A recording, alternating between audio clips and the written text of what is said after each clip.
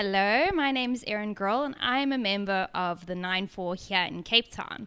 This is the second time that I've had the privilege to chat to our favorite running hun, 50K world champ, multiple podium finisher, Carla Molinaro. Hi. The last time we chatted like this was just before Oceans, and this time we're back again to do it for Comrades. Comrades is one of the oldest ultramarathons in South Africa. It has been around since 1921 and averages about 20 to 23,000 people running every single year. Carla has years of experience with Comrades Marathon, including an incredible top 3 podium finish last year, which I was so fortunate to follow from the sidelines. And this year we'll be doing it again. But before we get there, we thought that we'd do a little Q&A again, just to touch base for anyone who's interested in running Comrades in the future, or who's running their first Comrades this year, or even runners who have run multiple Comrades. So, without further ado, Carla, can you just chat us through a little bit about what Comrades is for someone who has never run Comrades before? Yeah, so Comrades is the oldest and biggest ultramarathon in the world. And there really is nothing quite like it. It's quite difficult to put into words what the race is. There's not many races that I want to do over and over again, but Comrades has this weird pull on me that I have now done it 6 times, and I'll be lining up for my 7th time in about 3.5 weeks' time, which is slightly petrifying. And I can remember growing up, my dad telling me that I wasn't a real runner until I'd done Comrades. I think I'm a real runner now. I've done 6. I'll say it. Yeah. And yeah, it's an incredible race. I think something that makes it so special is that you're so close to everyone watching it, and there's people sitting outside their houses having a braai, having a barbecue, having a drink with their friends, you know, kids, young people, old people, they come and run alongside you, which you don't really get in any other race. That Truth, yeah. You kind of have this magical feeling where you have a connection to every other runner that's running with you, but also everyone else that is supporting you on the sidelines.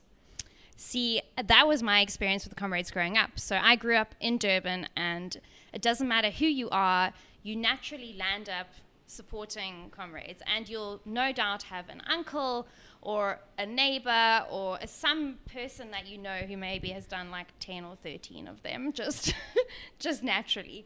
So I knew a lot about the race, and it was really important every single year for us growing up to go and clap on the sidelines. So, you know, we watched every runner come through that stadium, and it was an incredible experience. And I have insight that actually Comrades runs in your family. Is that right? Yeah, so on my first Comrades, I was running down the road. I was near Kloof, and this guy comes and starts running next to me. And he's like, Carla Molinaro. I was like, yeah, like, how do you know? He's like, I've just seen your name on the app. And he's like, is your dad Alfie? I was like, yeah. He's like, oh, I seconded your dad in this race 30 years ago. So his name was Nigel, and then I told him that my dad was at the finish line, and he quickly hot-footed it there, and they had a nice big reunion because they hadn't seen each other for 30 years. So that was like a really special moment, and just like completely wild, and something that I didn't expect in the race. So my dad's done 1, I've done 6. I win. Totally, no. Got it. But more than you doing 6 Comrades, you have like a different history with Comrades, because you've done up runs, you've done down runs, but also there was a year that you ran multiple Comrades, if I'm not mistaken, until you got to the Comrades start line. So can you just chat us through what that experience was like? Yeah, so I've had good Comrades, bad Comrades, and everything in between. And that year was actually in 2018, where a group of us decided it would be a good idea to try and run from Cape Town to Comrades. And the idea was to do a Comrades a day for 20 days, and on the 20th day, do Comrades. We all got injured at various points in the run, obviously, because it was a stupid idea.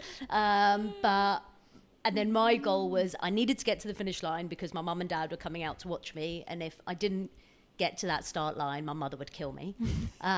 So in the 3 weeks before Comrades, I ended up running about 900 kilometers. Don't advise that. Don't go and do that. It's a stupid idea.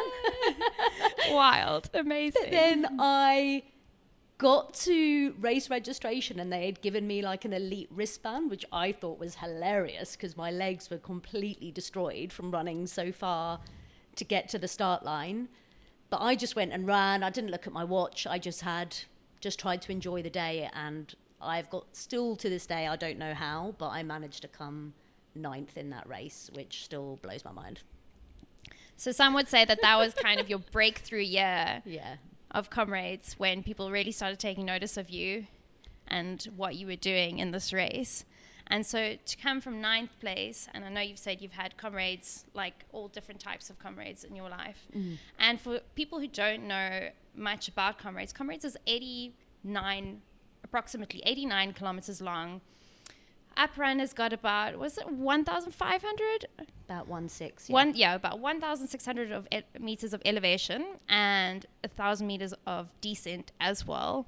So you're climbing and descending constantly. Yeah. So it's far. It's not a quick race at all for a lot of people, and it's tough. It's really, really tough. So I think your experience of going all that distance before you even got to the start line and then cracking out a top 10 finish is absolutely incredible. And then just rolling into your experience last year, because that to me was absolutely mind-blowing. So I followed Carla's race from start to finish last year, and we knew that she was going to have an absolute smoker of a race. And she did. She powered through that down run like no one's business and came top 3 and finished 3rd on the podium, which was absolutely incredible. And I just love it if you can just chat to us about your experience last year. Yeah, I had a great race last year. It was fun, and it was hard, and it was emotional and tiring, and like everything that you want a race like that to be. You've put like so much work and effort to get to that start line, and I wanted to race. Like I wasn't there to, just jog around and see what could happen. So I went out with an intention of laying all my cards on the line and giving it my best shot. And I went into the pain cave. I had to have a word with myself as I was going up Cowie's Hill, where it was brutal. You can see it on Instagram. The reels there. At that point, I was like, you need to get a grip, because there is a camera up this hill and everyone can see you, and stop being pathetic. So we had a little chat, and I managed to pull myself out of the pain cave and got to the finish line just about in one piece. And my mum's like, I've never seen someone so happy to come 3rd in their life. But I was over the moon. So you ran 6 hours and 25 seconds last year. I mean, that was absolutely incredible. I think standing watching you finish was so emotional, not only like for me as your friend and the people that were watching you, but I know it was such an emotional experience for you as well. Yeah. It's a culmination of so much, right? Yeah, and I love that feeling that you get when you cross a finish line, where you just want to cry, because you've just got this like release of almost like pressure from everything. But it's like self-imposed pressure that you've put on yourself, but it's a good release, and it's a great feeling. And yeah, it was very special having you there and my other friends there, my mum and my dad, and yeah, it was a really special day. I spent the day with Carla's mum and dad. We became very good friends. They drove they drove me basically the whole route trying to find Carla. I was actually very lucky, because I think had I been with another driver who didn't really know the course, it would have been a lot more challenging finding her along the way. But they knew exactly where to go. They kept cool and calm the entire way, and it was incredible. I feel like I just became like part of your family that day. I've got a party bus this year. Amazing. Literally. So we're doing it again. So come race day, we're going to be following Carla's race again. We're going to be posting it live the whole day as much as we can. So you're not only getting the TV broadcast, but you're getting the side of the road special from me as well. It's the best one. So speaking about Comrades and first-time Comrades runners, so a person who is running their first Comrades is known as Comrades novice. And with a race that has such a large distance to cover, we have a lot of questions that came through, particularly around people running their first Comrades. So I'm going to go through a few of them, and you can chat through them how you feel. What do you wish that you had known before you ran your first Comrades?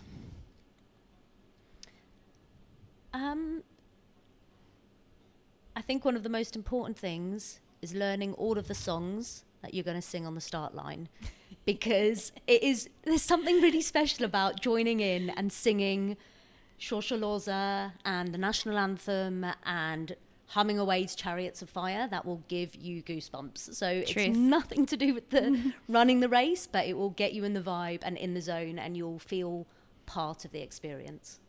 I absolutely cried my eyes out. Yeah, it's so emotional. That. It's so special. Yeah. And for you, before we get into, because we obviously know that Comrades is incredibly challenging and we're going to work into that, but what is your favorite part of the race? Anytime that I see someone that you actually know, Okay. like that, there's just something special. Familiarity. Yeah. Okay. And like almost like safety in it. You're like, it's okay. There's my mum. I'm not going to die.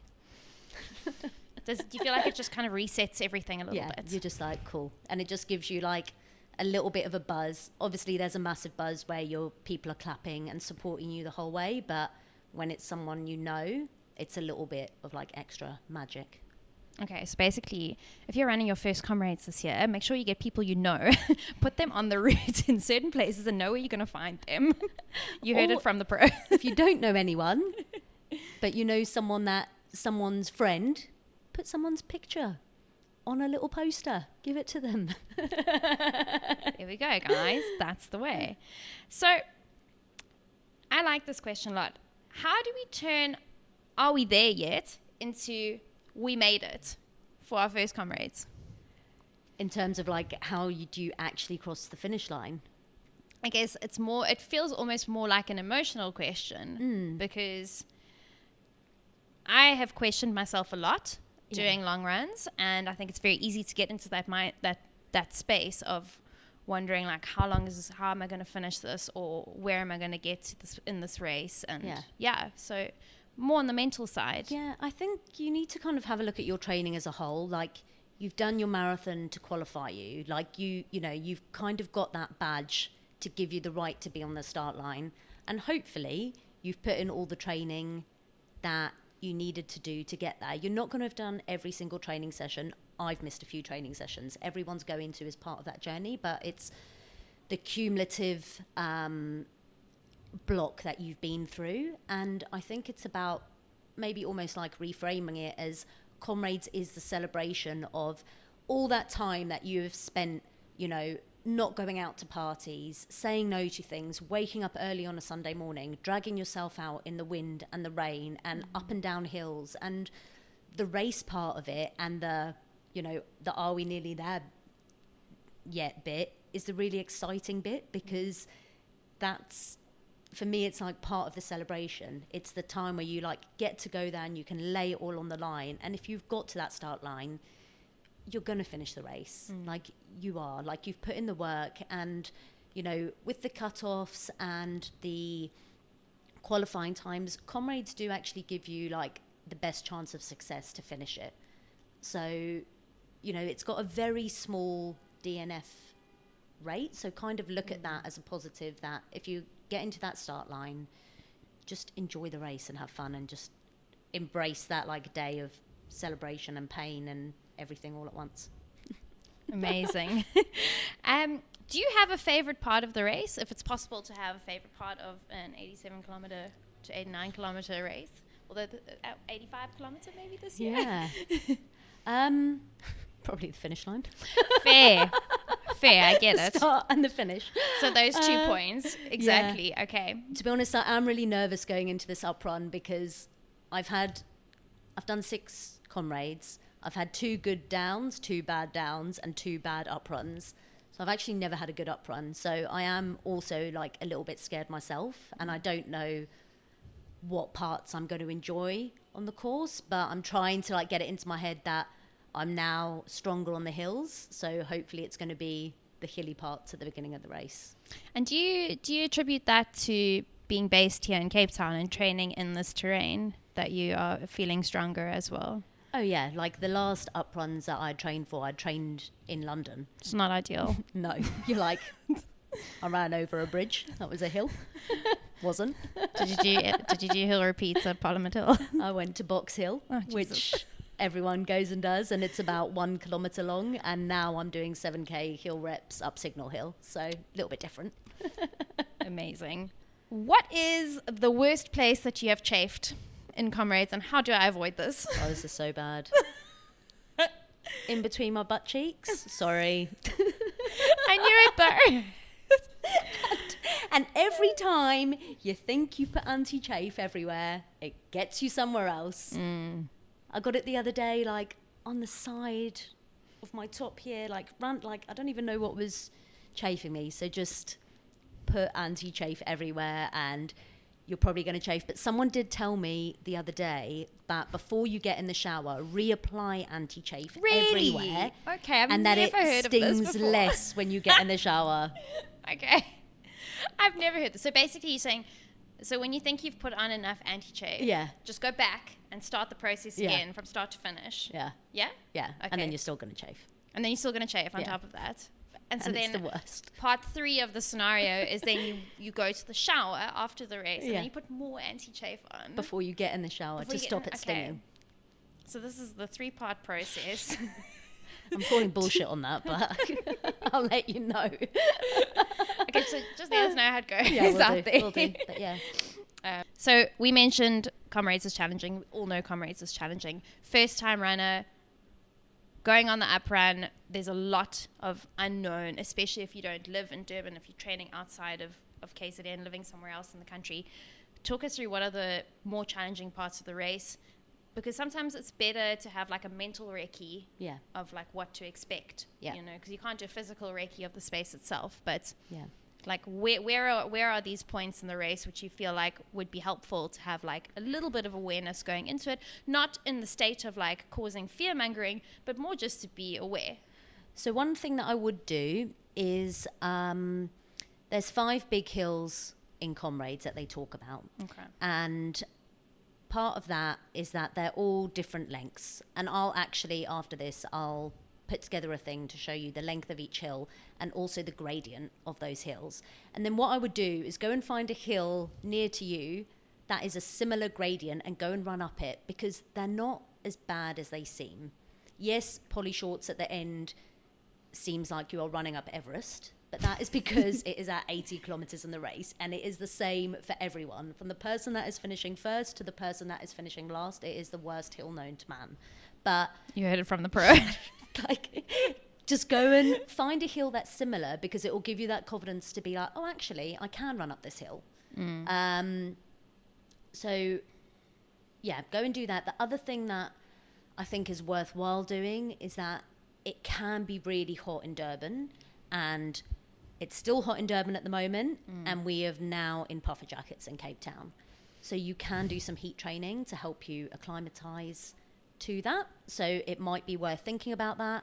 There's different ways that you can do that. You can sit. They've actually just done some like really great research, which after an easy run, you can hop into a bath for up to 40 minutes. Don't start with 40 minutes to begin with, because you'll cook yourself. But maybe start at 5 and build it up to 40 minutes for the 2 weeks before your race, and that's going to help you acclimatise to the heat. Or you can hop into a sauna or a steam room. The bath wants to be about 39, 40 degrees. So Hot bath. Not fun. But build yourself in. And, you know, you might as well prepare for it, because it could be hot, and that could help you acclimatise to the heat. And then just fueling. Like, we'll come on to this more later, but like, nutrition is so important, and you are going to get caught up in the hype of the race at the beginning. So set an alarm on your watch to start early, because if you forget to start fueling from the start, you are just going to end up in a world of pain. I got you. So just on the heat, like I think growing up in Durban, there's gates of hell hot there. Yeah. So anything you can do to manage heat. Yeah. As a ex-Durban local, I've been living here for a while, so I think I'm in like the soft life of Cape Town. But I do remember it being hell hot out there. So yeah, with you on that. Yeah, from next week I'm going to be in the sauna. In the sauna. In the sauna. Sweating it away. Yeah, can't wait. Amazing. So boring. So now this kind of goes into runners who have run a Comrades or two and have a couple of these medals under their belts. And they came to us with some questions on a little bit more, it feels like a bit more of a coaching perspective. But from your experience as a running coach as well, what do you feel would be the best run walk strategy for someone who's trying to go for their first silver? And should they even walk? So maybe you can just chat us through like what a silver is first. So at Comrades, you get different colour medals depending on how quick you are. So a silver is anyone that runs under 7.5 hours and is outside of the top 10. So fast. They're running fast. So these are athletes that are kind of just out of like the elite bracket. Yeah, and I think your average pace has to be 5:15 per K. Okay, it's quite quick for all day long. A long day. Yeah. Very long day of running 5:15. Okay, cool. So yeah, should you walk? Well, Caroline Vossman won Comrades from walking up the hills. And she had like a very specific walk strategy. So you can definitely walk. Personally, I think that running is more efficient. And I always say to like anyone I coach, always start trying to run up the hill. And then when you feel like you can power walk quicker, not like saunter up the hill, when you can power walk quicker than you can run, then swap to running. Then swap to walking and power up that hill. But you need to find something at that top of that hill to make you run again, because our brains are very good at picking the easiest route. So pick a tree or a water point or a person and be like, when I get that is when I'm going to start running again. So it's totally possible to walk and win the race. But I think you, like you know what your average pace needs to be. So you need to have that average pace on your watch. You're going to be slower in the first half of the race just because of all the hills. That's when most of the elevation is. And yeah, I can't think what else. That's cool. Yeah. I'm happy with that. But hopefully you would have been training at that race pace. You know, I think the problem is a lot of the time we pick these goals for ourselves where we want to run a silver, we want to run a Bill Rowan, whatever that target might be.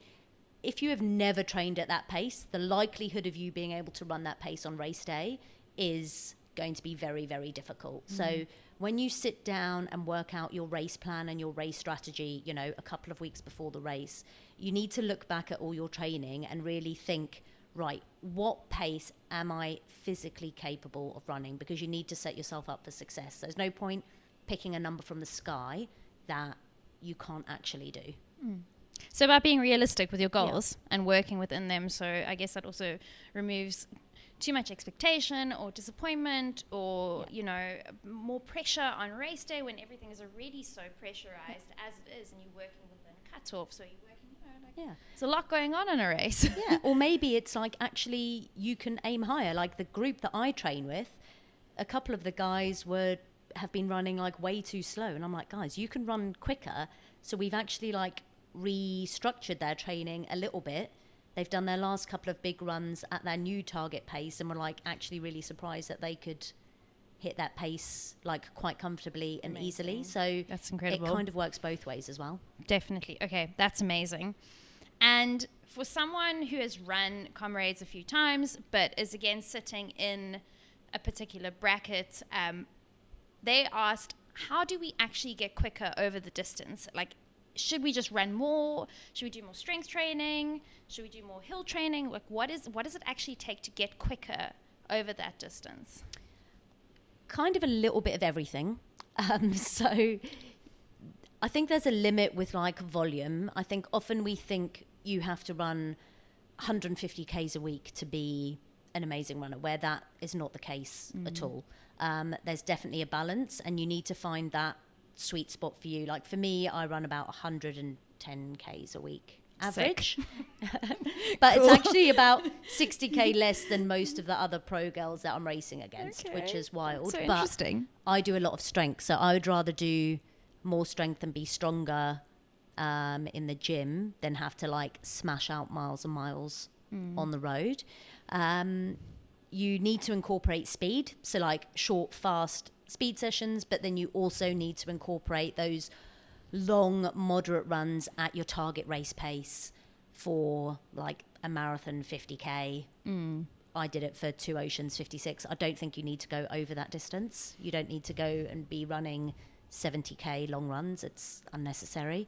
But you need to be running your target pace for those long runs. You need to have short speed work sessions in there, like 1 minute intervals. You need to have hill reps, and you need to do strength, but it's about periodizing it and finding the right place to put that within your program. Should we just wait a second? Yeah. Whoop whoop, it's the sound of the police. You haven't seen me at karaoke. You do karaoke? Just hang on. I'm in serious mode now. So just to put target paces and stuff into perspective, because I like to humble brag about you because you are my friend, but you're also a pro. So can you just like explain to us, because I love it when you chat me through these things, because sometimes I feel like when I'm doing like my hardest intervals and speed training and I have to do it at a certain pace, this is the same pace that Carla holds for pretty much 90 kilometers. So can you just chat us through like what is your estimated race pace? Yeah, so I think I'm going to try and get like an average pace of about 4 to 4:05 minutes per K. Cool. So, and with that, I am deceased for 90 kilometers. That's the plan. Amazing. Well, I love it for you. Thanks. I will be watching on the sidelines very excitedly. We shall see. But again, okay, so moving on from those questions, we're going to chat a little bit about nutrition, because you have a relationship with Morton. I also use Morton. I think it's an incredible product. Can you explain to us why you choose Morton and why it feels perhaps a bit more superior than other products, and why do you go back to it? I mean, for me, Morton just works really well. I like it that there isn't really much of a flavour to it. It is sweet, but it's easy to get in and they're easy to carry. And now that they do big gels, which have got 40 grams of carbohydrate, it's really easy for me to work out my race nutrition from it and take those gels on throughout the race. I don't think it's superior to anything else out there. I just think that it's what works for me. And I think it's about what works for you. And you need to trial and test things in training, and you need to test it at your race pace. Gotcha. Because I think a lot of people don't do that. They'll test them when they're going out for an easy run, and then they crank up the volume and the intensity, and their stomach can't handle it. So yeah, it works brilliant for me. I've never had any issues with it, but there is also lots of things out there, and it's about experimenting and fine-tuning and finding what works for you. But something has to work for you, because I do think that race nutrition is a game changer. Absolutely. And I remember we actually had a chat quite recently about the importance of practicing running with your nutrition on top of you. Yeah. So like practicing running with a belt that's full of gels, because perhaps in Comrades, it's going to be the first time that you have to carry a lot of nutrition. Yeah, and it's heavy. You know, I think like the other day, I weighed all my stuff before my long run. It was like 2.5 kilos. And I was like, by the end of this run, I'm going to have put 2.5 kilos worth of gel and water into my body. So it's figuring out how you're going to carry it, how you're going to resupply yourself, all that type of stuff during the race. I mean, it's such an interesting one for me, because not only do you have to consume all of the nutrition, but then you have to figure out like where to put it. Yeah. If you don't have a second, because a lot of people don't have seconds for this race and will rely on just carrying everything themselves. So yeah, and I think that's a really important point. Like, you almost have to work backwards if you haven't got the ability to have someone to second you on the race. There are a couple of different companies who will let you put like a tote bag out on the course. And if not, there's a lot of running clubs that will have gazebos. So I suggest getting in touch and asking them to help you out, even if it's just one bag of gels to resupply yourself along the route.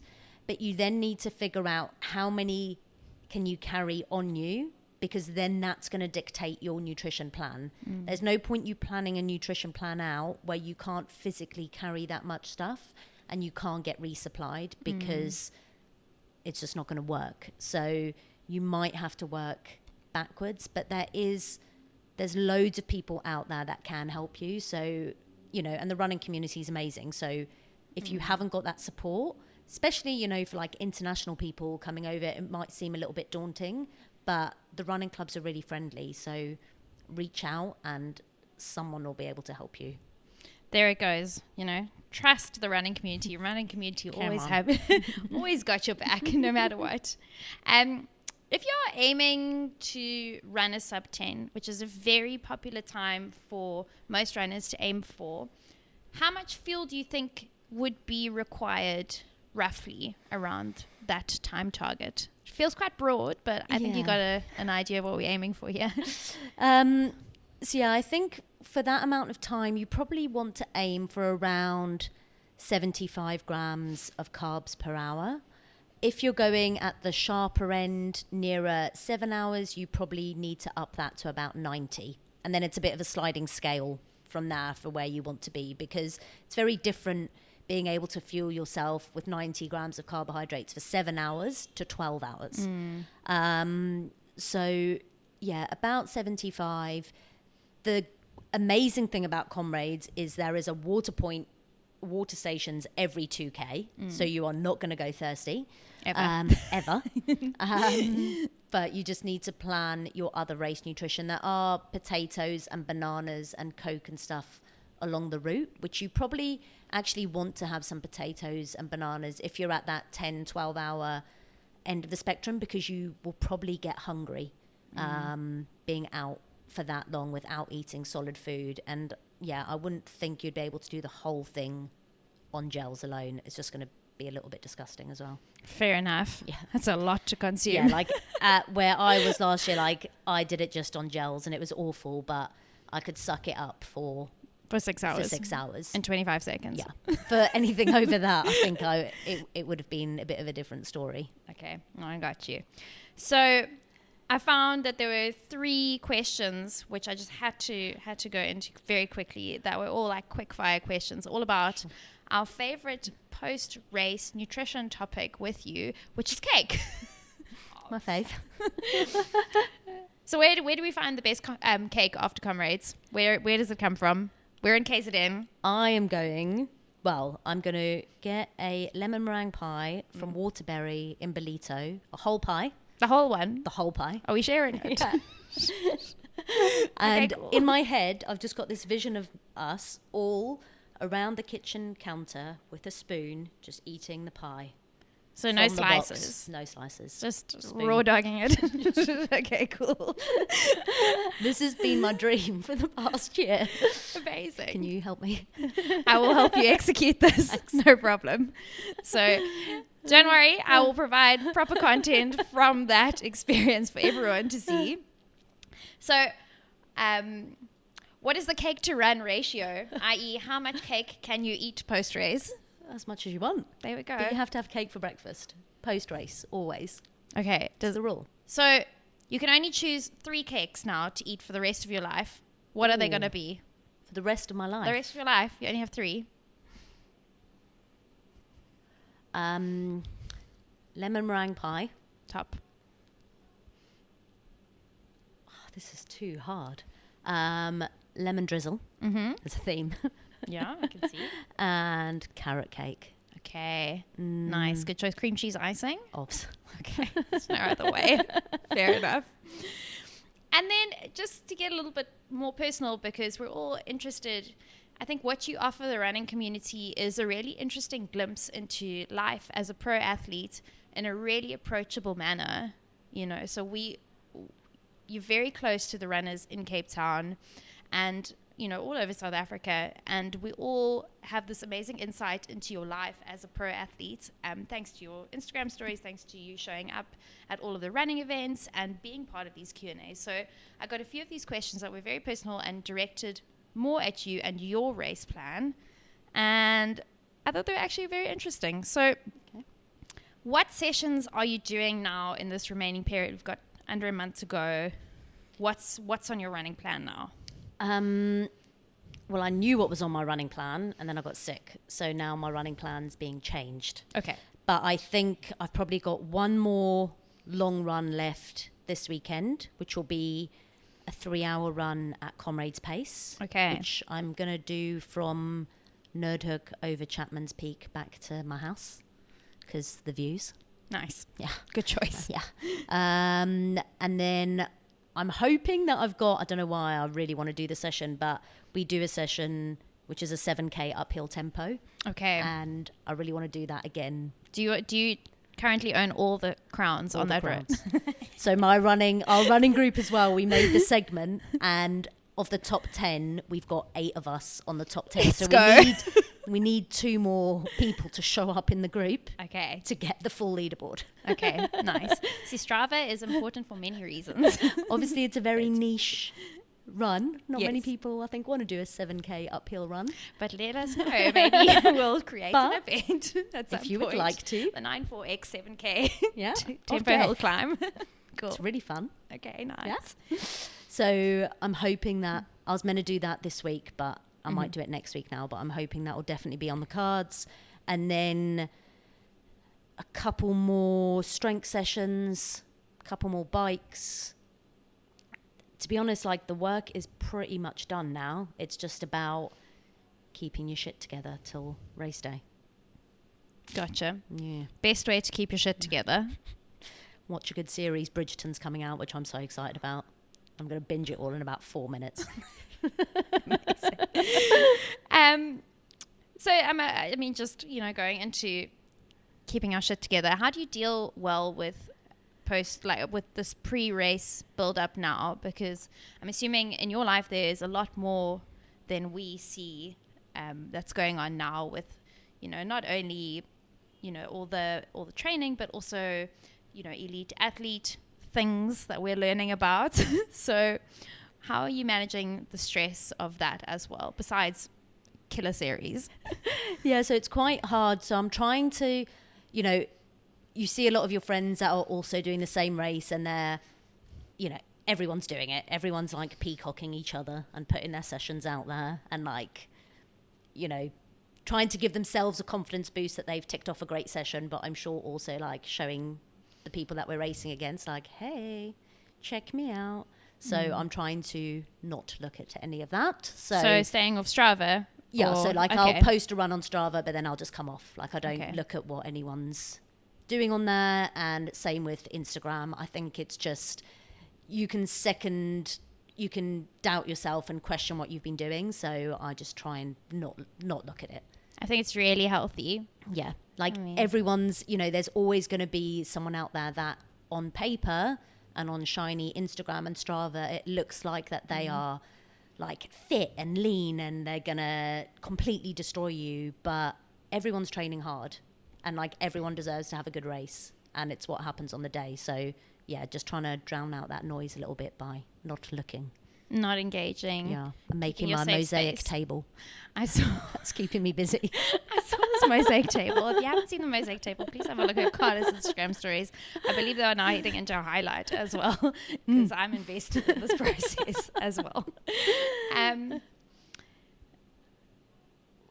What segments of the route are you anticipating will be the most challenging for you this year? Knowing that I know that your previous experiences with upruns have not been perhaps like the best for you. But, you know, riding off the success of last year, knowing that you've really done a hell of a lot more training this year, you're training in South Africa as well with your community. But amidst that, do you have any things that you're a little bit worried about on the course itself? Or I know that like Polly's, the hill right at the end is going to be really tough. Like the last time I went up there, I basically just wanted to cry and just walked up the hill, and it was a sad day. How long is it approximately? About 7,000 kilometers. Sounds about right. It sounds really It's probably high. about a K. Okay. But yeah, it was just horrible. So in my head, I'm just trying to get round it being like, it's going to be fun. I've done the training and I know it's going to be hard, but then it's going to be hard for everyone. And yeah, nothing can be as bad as that last time I went up it. So I know that's going to be tough, but it's also good that I know it's going to be tough before I get there. So a little bit of backstory as well, just going back to this. So the last time Carla did an up run, if I'm not mistaken, she did 13 kilometers of running in her training. Okay, is that true?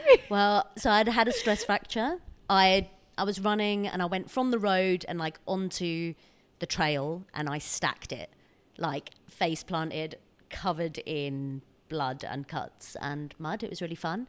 And then had to waddle my way back home, and it transpired I then had a stress fracture.